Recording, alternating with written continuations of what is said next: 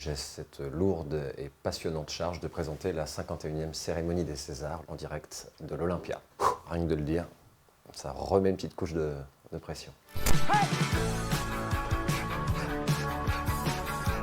Oh, c'est pas bitch.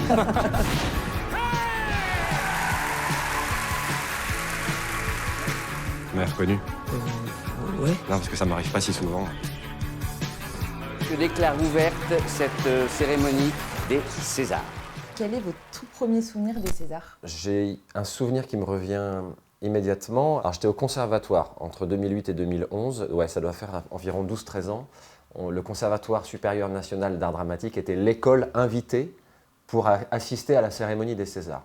Et donc on s'était retrouvés avec les copains de ma promo au Paradis, au Châtelet. Le Paradis, donc c'est le dernier étage.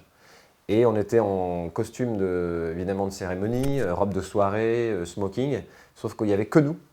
Donc il n'y avait personne ni à droite ni à gauche, et il y avait quelque chose d'un peu, pas déprimant, mais un peu genre, on avait l'impression d'assister à un spectacle auquel on ne participait pas. Et donc je me rappelle de regarder la cérémonie de très haut, et de voir le crâne le dessus de la tête d'Antoine Decaune. Place maintenant au maître de cérémonie. Alors, C'est ce moment de la cérémonie où François Damiens fait cette espèce de blague improvisée sur le documentaire Tibérine, là, c'était des hommes et des dieux. Et il avait dit à Antoine Decaune, oui, enfin Antoine, toi tu es payé, moi pas. Hein. Et j'étais descendu à la fin de la cérémonie, et mon agent Brigitte Descormier, qui était là pour Pierre Ninet, m'avait dit, un jour toi aussi, tu seras nommé et tu seras à l'orchestre du Châtelet. Et vous l'avez cru à ce moment-là? J'ai l'impression que c'était un peu un truc de coaching, de positivisme, il faut y penser, il faut l'écrire, il faut y croire pour que ça arrive. Mais j'étais flatté, touché, et en même temps je me disais, c'est son job, c'est mon agent. Et en même temps, voilà, c'est arrivé. Donc non, je lui dois beaucoup à Brigitte Descormier. Félix? Moi, c'est Benjamin. Tiens, il s'en va. Il a fini. Vous intégrez la Comédie Française en 2012, Ouais. vous décrochez votre premier rôle au cinéma dans Radio Star. J'ai le nom d'un des héros des Simpsons. Oh putain, la classe. Oh, et il est comment, Smithers, dedans? Il est cool Ah bah, si tu veux, Smithers, c'est référence en matière de lèche-cul. C'est-à-dire? Et l'année suivante, vous faites déjà partie de la liste des révélations. Est-ce que vous vous souvenez du moment où vous l'avez appris? Ouais, je crois que je m'en souviens, j'habitais dans le 11e, j'y suis toujours, mais rue Sedaine, je sortais du café de l'industrie, et j'ai un coup de fil de mon agent, qui était assez surexcité, qui me dit « Benjamin, tu es dans les révélations !» Alors moi, je crois que je ne comprenais pas vraiment encore ce que c'était les révélations, parce que la catégorie espoir, c'est la seule catégorie où il y a des pré-nominations. Donc il y a une présélection, c'est les... Ah, notre ami des vitres, on savait qu'il allait arriver. Putain, c'est incroyable ce truc. Les paparazzis sont prêts à tout, hein. Voilà. Petit moment savoureux. Arrivé en ballon, tout droit sorti du sens de la fête. Like a monster, but someday you'll understand. Pardon, on reprend. Donc c'est là que j'ai compris aussi que c'était prestigieux et que c'était un honneur et que c'était génial d'être dans les révélations. Non, on se dit qu'en effet, l'étape d'après, c'est d'être dans les 5. J'avais l'impression d'être invité dans le tableau final et de me dire que j'avais ma chance potentiellement pour être dans les 5 nommés. Je ne l'ai pas été, et je ne me rappelle pas du tout d'avoir été particulièrement heurté. Non, pas du tout. C'était déjà dingue d'être dans les révélations, donc c'était très joyeux. Et c'était déjà suffisamment une surprise pour ne pas en attendre plus, quoi. Est-ce que vous avez eu des opportunités grâce à cette mise en avant? C'est difficile de savoir. C'est-à-dire que dans quelle mesure d'être nommé ou d'avoir un César vous apporte immédiatement du travail. En réalité, ça... Alors, j'ai jamais eu de César, moi. J'ai été nommé 5 fois. Donc, je ne peux pas vous dire ce que ça fait professionnellement d'avoir un César. Mais je vous dirais ce que ça fait d'être maître de cérémonie, si ça m'apporte du boulot, ou au contraire, si c'est la fin de ma carrière. Ce qui est possible. Ouais, on parle de vous, ça permet au directeur de casting, au réalisateur de vous découvrir, de vous rencontrer, de savoir que vous existez dans la jungle qu'est ce métier. Moi, je faisais du théâtre, je venais du conservatoire, donc j'ai été aussi peut-être identifié comme un acteur de théâtre qui fait aussi du cinéma. Voilà, à Radio Star, on m'en a parlé très, très souvent, régulièrement après, et donc ça a été important dans mon histoire. Ah ouais, c'est sûr. T'as vu de Smithers? Allez, calme-toi, va. Puis ta gueule, toi aussi, là! Sale ringard de merde! Mais tu vois pas non plus que tout le monde te fout de ta gueule, non? Avec tes cheveux poupées là, et tes balaïdes. Mais ouvre les yeux du con! Donc les révélations se font accompagner d'un parrain ou d'une marraine. Ouais. Qui est-ce que vous aviez choisi pour ce Moi, j'ai soir? choisi Didier Bourdon. Didier Bourdon, avec qui j'ai grandi avec Les Inconnus, et qui est pour moi un des plus grands acteurs comiques. Avec ou sans patate? Sans patate! Quand on revoit Les Inconnus, parce que je trouve que c'est là en plus qu'il a excellé, il est imbattable, il est extraordinaire. Alors le soir du dîner des révélations, qui est le soir où on rencontre son parrain ou sa marraine, moi j'avais une première à la Comédie Française. C'était hyper important pour moi ce soir-là, parce que je rentrais dans la troupe et j'avais la première du Malade imaginaire où je jouais Cléante, et c'était mon premier rôle important. Et donc ça tombe le soir du dîner des révélations. J'invite Didier Bourdon à venir au théâtre, et il me dit « Ah, tu sais, je suis fatigué, je ne sais pas si je vais venir au cocktail avec toi. » Je m'étais mis en costard et tout ça. Je savais que j'avais ma première dans la foulée, 1 heure après, à la salle Richelieu, qui était à côté de l'hôtel où il y avait le dîner des révélations. Je prends ce petit verre, cette coupette de champagne avec Didier Bourdon.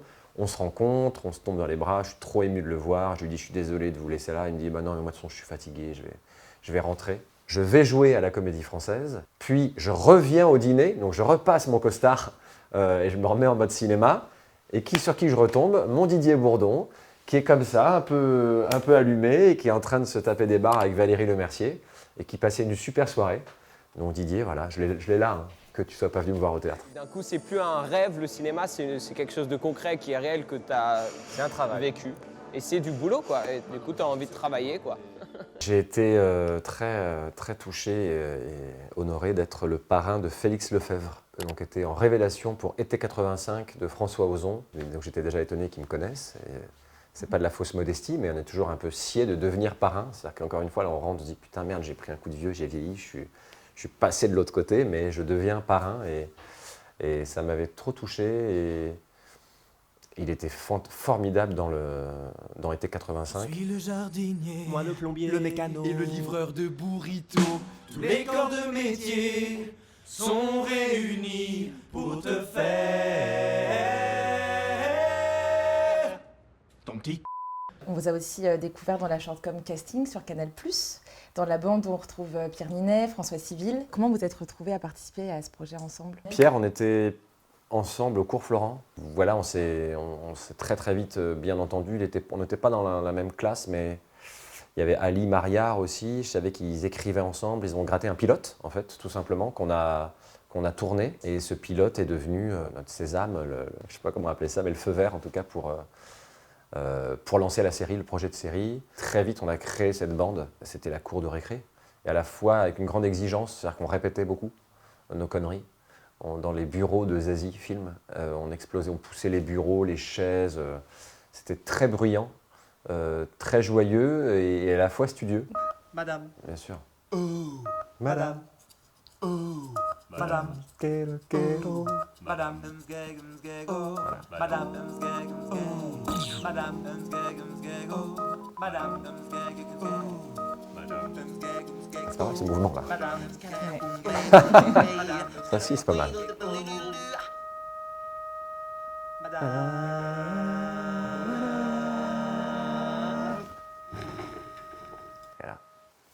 La mort, hein, c'est ce qui nous attend tous. On enregistrait les morceaux chez François Civil, avec nos tierces, nos quintes, nos voix de tête et nos polyphonies qui partaient dans tous les sens. Et donc c'est des barres de rire. Il fallait que ça soit un peu exigeant musicalement, en fait, que ça soit des vraies mélodies, avec des vraies harmonies, pour que les conneries qu'on dit dans les paroles, il y ait ce contraste qui permet de faire rire. Et Pierre Ninet, vous étiez ensemble au cours Florent. Il me semble qu'ensuite vous êtes aussi suivis au conservatoire, pas dans la même classe, et ensuite même à la Comédie Française. Ouais, on se suit avec Pierre. Cours Florent, conservatoire, Comédie Française. Et après, il a eu un de ses premiers rôles avec Virginie Efira dans 20 ans d'écart. Et moi, j'ai tourné avec Virginie Efira dans Le goût des merveilles de Éric Bénard. Il a été nommé pour Yves Saint-Laurent, j'étais nommé pour l'Abbé Pierre. On se dit toujours, attention, je suis dans le rétro. Enfin, on se fait des vannes comme ça. Alors lui, il a eu le César. Moi, je ne l'ai pas eu. Hein. On a comme ça une fraternité dans les parcours. Il m'est arrivé plusieurs fois de m'appeler Pierre dans des films. Mais on est très, très copains. Et moi, j'attends le bon projet aussi pour qu'on soit face à face dans un film. J'adorerais qu'on ait un duo à l'écran Et on a cette même passion de la comédie et de l'analyse, de la mécanique du rire.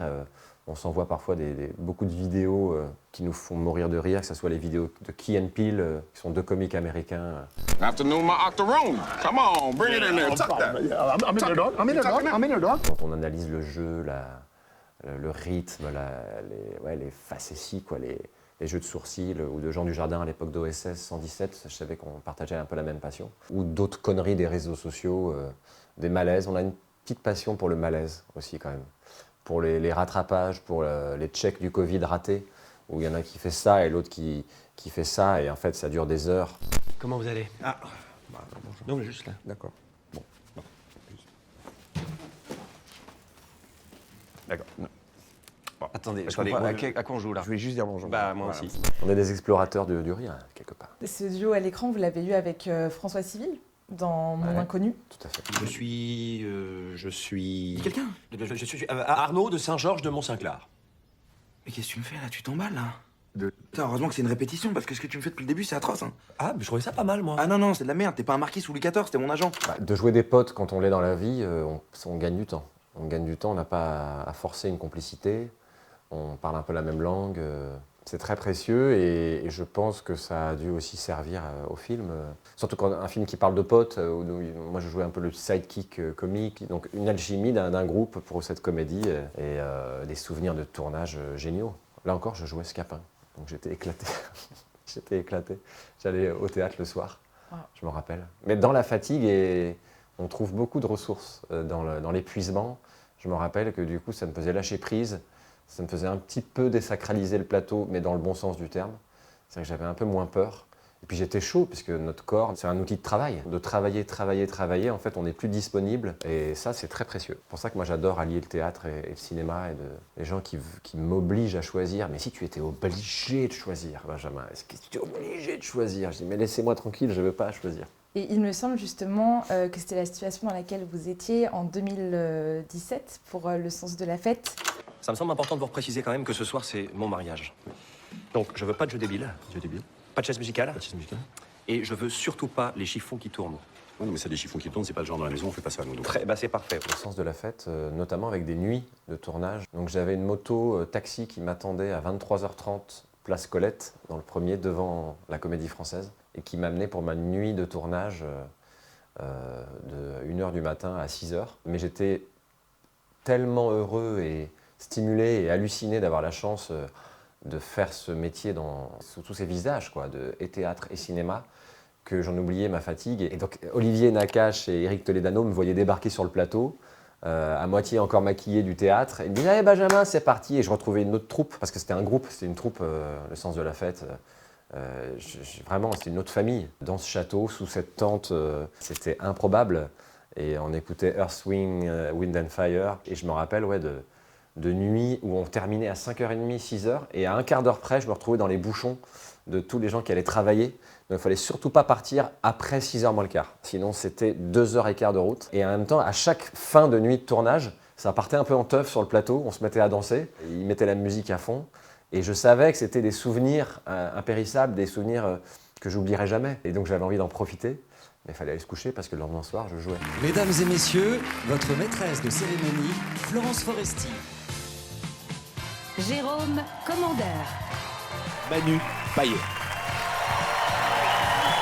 Antoine Decaune. Cette année, vous passerez de l'autre côté de la scène pour endosser le rôle de maître de cérémonie des Césars 2026. Quels sont pour vous les ingrédients d'une bonne cérémonie? Si je le savais. Apparemment, 60% de la cérémonie va m'échapper. C'est ce qu'on m'a dit. Donc moi, j'aime bien l'impro, donc c'est pas mal. Donc, j'ai pris des cours d'impro au cours Florent il y a 20 ans. Et je pense qu'ils peuvent me servir. Une capacité de parler à la fois à la salle et à la caméra, aux gens, ça reste une émission de télé, hein. Donc aux gens qui sont chez eux en soirée pizza avec leur feuille de vote, leur bière, ou au contraire qui regardent ça en dilettante, en cuisinant, en faisant autre chose. Essayer qu'il y ait un peu quand même de drôlerie, de divertissement, d'action et d'ambition. Alors on n'est pas les États-Unis, tout le monde me dit « Vas-y Ricky Gervais !» Non, en fait il faut aussi avoir son style, son propre style.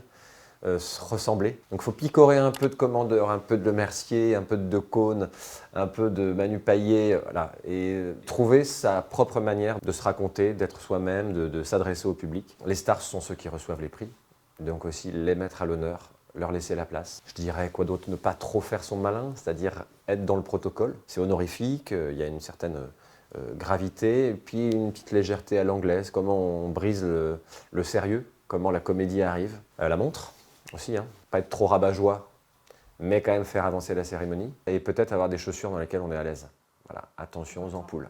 Et un bon tailleur. Est-ce que vous pouvez nous parler de l'affiche sur laquelle vous apparaissez, l'affiche de la 51e cérémonie? Oui, c'était une immense surprise, qui est extrait du film, justement, du Sens de la fête, de cette scène du ballon, du film d'Éric Toledano et Olivier Nakache. Bah non, mais j'étais scié, quoi, parce que c'est rare que le maître de cérémonie apparaisse sur l'affiche. Et puis il y a ce clin d'œil à Man on the Moon, qui est un des films emblématiques de la filmographie de Jim Carrey, qui est notre César d'honneur. In case I don't see ya. Good afternoon, good evening, and good night. Oh, here's Osidious.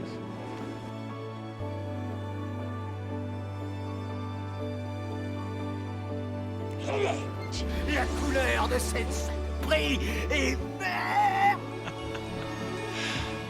Yeah. Et qui est quand même un parrain très spécial, comme un ange gardien, dont l'humour, bien sûr, nous a scié en deux, scotché, bouleversé. Ça me met un trac d'anthologie. Vous avez prévu de lui adresser la parole à Jim Carrey? On peut avoir un petit indice? Oui, je ne sais pas exactement ce que je vais lui raconter, mais je vais avoir envie de lui dire des choses. C'est la chance d'une vie, j'ai l'impression que après je peux mourir tranquille. Déjà qu'il sache que j'existe, c'est une dinguerie. Pour moi, c'est le multivers. Hein. Si en plus je peux lui arracher un sourire, mais alors là, je vais essayer de lui dire deux, trois choses bien senties. Emmenez-moi au bout de la terre. Emmenez-moi au pays des En merveilles. tout cas, on vous souhaite une cérémonie mémorable et on a hâte de vous suivre derrière nos écrans sur Canal+. Il me semble que la misère serait moins pénible au soleil. Horrible la tierce, horrible.